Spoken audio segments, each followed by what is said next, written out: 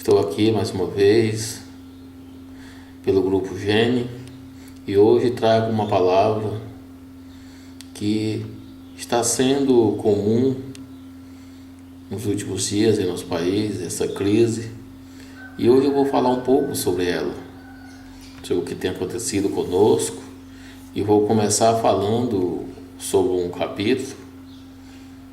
capítulo 6 de 1 Timóteo, versículo 17, que diz: manda aos ricos deste mundo que não sejam altivos, nem ponham a esperança na incerteza das riquezas, mas em Deus, que abundantemente nos dá todas as coisas para dela gozarmos.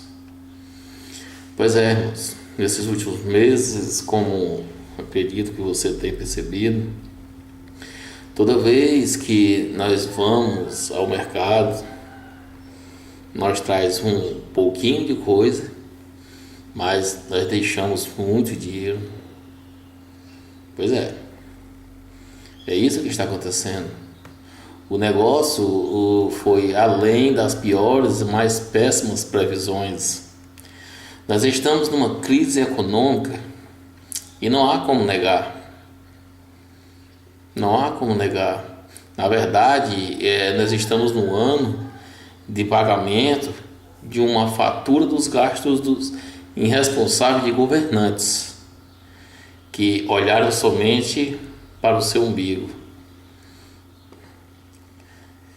Quem mexe com bancos, quem mexe com empréstimo, quem mexe financeiramente, podem constatar que os juros estão cada vez mais altos, os impostos, misericórdia, aumentam e os benefícios diminuem muito.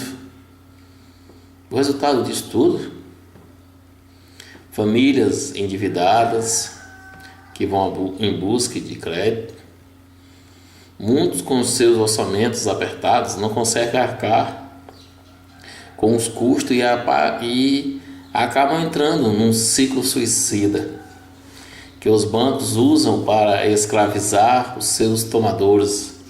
Juros sobre juros. Sempre. Amortizar a dívida que é bom? Nada. Por isso então, onde iremos buscar o socorro? Vou fazer outra pergunta. Onde você tem colocado a sua esperança? Vou além. Não somente na escassez, mas na fartura. Onde você tem colocado a sua confiança? Paulo nos exorta severamente a não colocarmos nossa esperança na incerteza das riquezas, em 1 Timóteo 6,17. É bem provável que a igreja de Éfeso, na qual Timóteo era pastor, detinha na maioria do seu pessoal irmãos ricos. Então Paulo, sabendo de como os ricos, acredito que nós também sabemos disso, eles são tentados a colocar a sua esperança nas riquezas.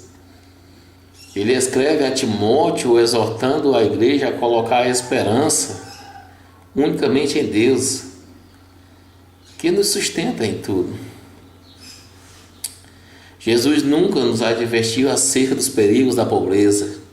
Pelo menos eu nunca vi, mas ele sempre falou, Ele sempre falou a respeito dos perigos da riqueza. O dinheiro não é neutro. O Senhor disse que o dinheiro é um Deus, em Mateus 6, versículo 24. Como se diz na gíria do mercado financeiro, o dinheiro ele não leva desaforo, pois as riquezas desaparecem assim que você as contempla. Elas criam asas e voam como águias pelo céu. Onde você tem colocado a sua esperança? Ultimamente, faz um bom tempo já, eu vi uma reportagem onde Eike Batista, aquele homem rico, muito rico, ele colocou a esperança nele e no dinheiro. Será que ele não se arrependeu por isso? Ele não estava satisfeito com o que tinha e querendo ganhar um pouco mais, ele perdeu quase tudo. É o que está escrito: quem amar o dinheiro, jamais dele se fartará, e quem amar a abundância, nunca se fartará da renda. Também isto é vaidade. Eclesiastes 5:10. O medo de perder nos impulsiona a buscar por muito mais. O resultado disto é inquietação. Nós ficamos ansiosos e perturbação para si e para os que estão à nossa volta. Como está escrito: na verdade, todo homem anda numa vã aparência. Na verdade, em vão se aquietam, amontoam riquezas e não sabe quem as levará. Salmo 39:6. Nossos medos e incerteza em tempos de crise provém da capacidade de acharmos ter fruto de comparação que fazemos com aquele que está ou acima ou abaixo de nosso padrão. Nós confiamos em nosso talento, entretanto, chega uma hora que as nossas forças se esvaem, nós se sentimos enfraquecidos. Como nos achamos autossuficientes, eu sou tal, e com a constatação que de fato nós não somos aquilo que pensávamos ser. Logo então, o medo do fracasso ele bate em nossa parte. Ele, ou mesmo você, nós viramos um refém dessa situação, deste medo, dessa angústia. Nós devemos colocar nossa esperança unicamente em Deus. Vamos buscar recursos para nos aperfeiçoar. Nós precisamos nos esforçar para fazer o melhor. Todavia, nossa confiança deve estar em Deus, que sempre nos supre. Jesus manda que vivamos o dia sem nos preocupar o que acontecerá amanhã, em Mateus 6. Mas ansiosos que somos, com medo do fracasso, nós vivemos o mês, o ano e a década. Para um pouquinho aqui, faça uma breve reflexão ali. Você se lembra a sua situação em janeiro de 2010? Você já se programou e as coisas saíram conforme a sua programação durante estes 6 anos? Será que não é mais fácil viver um dia de cada vez? O Senhor sabe do que precisamos antes mesmo de pedir. Querer conforto não é pecado, não estou dizendo isso de forma nenhuma, pois é bênção de Deus, como o próprio Paulo diz, mas em Deus que de tudo nos provê ricamente para a nossa satisfação. Por vezes passamos por privações, muitas vezes nós passamos por dificuldades e necessidade, mas o Senhor, Ele é conosco. O Senhor supre as nossas necessidades. Às vezes, Ele nos priva de muitas coisas. Isso faz parte, isso é normal. Como o corpo que pede água. O corpo, ele pede água, você tem que saciar ele com água. O marketing, ele oferece Coca-Cola. A diferença de privação e necessidade. Quando o corpo, ele pede água, quando o corpo ele necessita de água, ele não necessita de coca, mas a propaganda que é a necessidade, ele nos oferece a Coca-Cola. Entendeu qual a diferença?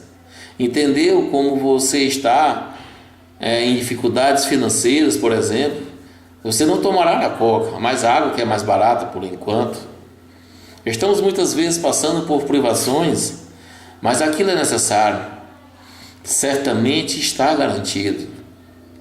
Glória a Deus. Tudo aquilo que nós necessitamos, o Senhor Ele tem provido, Ele tem nos oferecido a cada dia. Uma coisa que eu tenho para te dizer: ser rico, irmãos, não é pecado, de forma nenhuma. O pecado também não é você ser pobre. Pobre também não é uma maldição.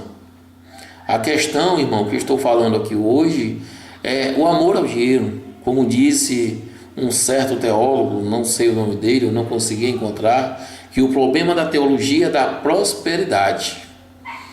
Não é a prosperidade, mas a teologia. Ser próspero, irmão, é bênção de Deus. A sabedoria que precisamos pedir ao Senhor não é a terrena, mas a do alto. Algum tempo atrás, a editora Sextante lançou um livro chamado As 25 Leis Bíblicas do Sucesso. O livro tinha o selo de Eike Batista. O que aconteceu? Depois de tudo o que aconteceu, a editora decidiu tirar o nome de Eike das edições que se seguiram. Há uma grande diferença, irmãos, entre a sabedoria dos homens para a sabedoria de Deus. Ao se planejar, precisamos pedir a Deus habilidade. O próprio Senhor Jesus ele nos exorta a fazer tal coisa em Lucas 14, 28 ao 30. Nós não devemos ser pródigos e gastar o recurso que chega a nós de forma irresponsável, ainda que nós tenhamos muito. O homem de bom senso, ele economiza, ele tem sempre o bastante comida, ele tem dinheiro em casa. O tolo, ele gasta o seu dinheiro assim que o recebe. Fé e bom senso, irmão, eles devem caminhar juntos. O homem sábio, ele guarda, ele poupa, mas ele também come. Se Deus colocou recursos, irmão, em suas mãos, certamente tem algum propósito a fazer com ele. Às vezes é para abençoar a vida de alguém, às vezes é para poupar. Nada aqui que acontece, nada é por um acaso. Tudo que Deus lhe deu, ele tem um propósito. Procure discernir. O povo de Israel, ele era assim. Deus ordenou que o maná fosse colhido em porções diárias. Eles, não confiando na provisão de Deus, eles colheram mais daquilo que o Senhor tinha ordenado. O que aconteceu? O maná deu bichos e cheirava mal. O sentido de esperança, irmãos, é empregado no texto de Paulo. Ele conota esperar em alguém, ter a confiança, confiar em. E o meu conselho é que você confie na pessoa correta. Confie em Deus. Ponha a sua esperança em Deus. Se planeje, busque sabedoria do alto. Seja o melhor profissional. Se você é um varredor de rua, seja o melhor. Se você é um professor, seja o melhor. Seja o melhor no que você é. Procure a sabedoria que vem de Deus. Seja o melhor profissional, nunca perdendo a humildade. E contudo, Deus te honrará. Eu não tenho dúvida, de forma nenhuma. Eu não tenho dúvida do que Deus tem para fazer com você. Eu não tenho dúvida que você que esteja passando por uma situação financeira difícil e mesmo assim continua sendo fiel a Deus, para a glória de Deus, sairá dessa, como está escrito. Conservem-se livres do amor ao dinheiro e contentem-se com o que vocês têm, porque Deus mesmo disse: nunca o deixarei, nunca o abandonarei.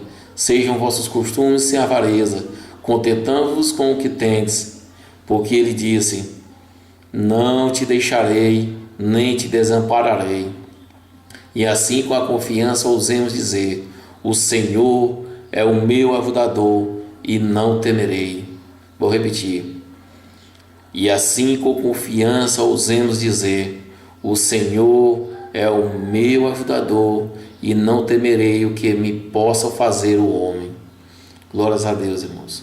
Obrigado, em nome de Jesus. Amém.